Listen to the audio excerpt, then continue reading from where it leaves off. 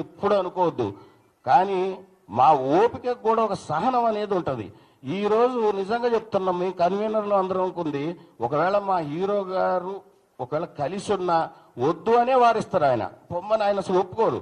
కానీ మేము ఆయన చెప్పినా కూడా ఈసారి మాత్రం ఆగేవాళ్ళం కాదు. ఇక గుర్తుంచుకోండి, చాలు 25 ఏళ్ళు ఆయన్ని ఎన్ని రకాలుగా ఇబ్బంది పెట్టాలనో ఎవరో ఒకడు తల్లా తోక ఉండదు. వాడు 5 ఏళ్ళు ఉంటాడు, తర్వాత పీక్తాడు. ఎటు పోతాడో వాడికి తెలియదు. వీళ్ళందరూ మోపవుతారు. ఎప్పుడు వీడు పోతే ఇంకోటి వస్తాడు. ఏనా ఇదంతా? మీరు ఎప్పుడో ఒకటి గుర్తుంచుకోండి, తెలుగుదేశం పార్టీలో ఉంటూ ఒక క్రమశిక్షణ కలిగిన నాయకుడిగా ఉంటే ఉండు, లేదు అంతే. అసలు నువ్వు ఢీ కొట్టలేని వ్యక్తితో ఢీ కొట్టాలని అనుకుంటే మాత్రం ఆ బజార్లో కూడా నువ్వు తిరగలేవు. ఇంకోటి, నువ్వేదో సినిమా వేస్తే కాల్చేస్తా అంటున్నావు. ఏం కాలుస్తావు? నీ ఊర్లోనే కాదు, నీ ఊరు చుట్టుపక్కల ఉన్న అన్ని థియేటర్లలో ఈసారి ఎన్టీఆర్ గారి సినిమా పడుతుంది. వాపు చూద్దాం. ఆయన మీ ప్రభుత్వం పర్మిషన్ ఇస్తే నీ బోడి పెత్తనం ఏది? మళ్ళీ మధ్యలో నీ పర్మిషన్ ఎందుకు తీసుకోవాలా?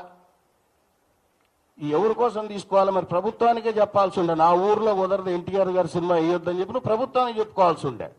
నువ్వెందుకు అభిమాన సంఘాలకు ఫోన్ చేసి బెదిరిస్తున్నావు? This is not right. ఒక పొలిటీషియన్ అనేవాడు యాంటీ సోషల్ ఎలిమెంట్స్ని తయారు చేయకూడదు, సోషల్ యాక్టివిటీస్ తయారు చేయాలి. అంటే సమాజానికి ఉపయోగపడే చెప్పు నువ్వు ఏదైనా ఉంటే. అంతేగాని పాలిటిక్స్ని సినిమా రంగాన్ని ఎట్లా కలుపుతావు? 25 ఏళ్ళు చలనచిత్ర రంగంలో మా హీరో గారు ఎన్నో ఆటుపోట్లు ఎదుర్కొని ఆ స్థాయికి వచ్చారు. కాబట్టి ఆయన గారు ఆ రోజు వార్ 2 ఆ ఫంక్షన్లో ఏం మాట్లాడారు అసలు నువ్వు విన్నావా? అసలు పూర్తిగా అది పూర్తిగా జ్ఞానంతో వినాల. ఆయన ఎన్ని ఒడిదొడుగులు ఎదుర్కొని వచ్చాడన్నది చెప్పాడు తప్ప వేరే ఎవరిని ఉద్దేశించి ఆయన మాట్లాడలేదు. మీరు దాన్ని వక్రీకరణ భాషలో ఇదేదో దీంతో ఒక దెబ్బతో ఇండియాలో ఫేమస్ అయిపోదా అని. స్వామి, అది కుదరదబ్బా. అది ఎన్టీఆర్ అనే వ్యక్తి పలు భాషల్లో, పలు రాష్ట్రాల్లో, పలు దేశాల్లో చాలా ప్రముఖమైన నటుడు. ఆయన ఇచ్చే సందేశం కోసం ఎదురు చూసేవాళ్ళు చాలామంది ఉన్నారు.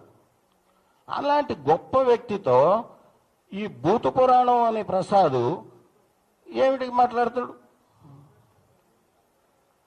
ఇప్పుడు మా అందరం కోరుకునేది ఒకటే అండి, ఈ మిస్టర్ సోకాల్ ప్రసాద్ ఎవరైతే ఎమ్మెల్యే ఉన్నాడో ఆయన గారు ఏదో ముందు మాట్లాడేసి రాత్రిపూట తెల్లారుజామున అది జోష్లో మాట్లాడిండో ఎట మాట్లాడిండో ఆ 3 కంటే అది మీరే అర్థం చేసుకోండి. నెక్స్ట్ డే ఏదో ఒక బెడ్రూమ్లో కూర్చొని ఒక సెల్ఫీ వీడియో తీసేసి పెట్టేసి నా పని అయిపోయిందని చేతులు దులుపుకుంటే కుదరదు. మీరు బహిర్గతంగా అందరు ప్రెస్ వాళ్ళని పిలిచి, ఎన్టీఆర్ అభిమానులను పిలిచి, అక్కడ బాధ్యుల్ని పిలిచి, మీరు ఎవరికైతే ఫోన్ చేసి బెదిరించారో ఆయన్ని పక్కన కూర్చోబెట్టుకొని మీరు క్షమాపణ చెప్పండి. ఇక ఇంతే, ఎన్టీఆర్ ఫ్యాన్స్ ఏమన్నా వాళ్ళు సైలెంట్గా ఉంటారు అంటే ఇక అయిపోయింది. 25 ఏళ్ళు అయిపోయింది. ఇక ఆగేది లేదు. What NTR fans can do అన్నది ఇక నుంచి మీకు చూస్తారు. గతం, చరిత్ర, ఇప్పుడు జరగబోయేది చూడండి. కాలం ఎప్పుడు ఒకేలాగా ఉండదు మిస్టర్ ప్రసాద్. మీరు క్షమాపణ అనేది 2-3 రోజుల్లోనే తెలియపరచకపోతే మేమైతే అభిమానులు మేము ఆపాలనుకునే వాళ్ళు ఎంత ట్రై చేస్తున్నా చాలా మంది ఆగలేని పరిస్థితుల్లో ఉన్నారు, తట్టుకోలేవు. నువ్వు కొంచెం జాగ్రత్త.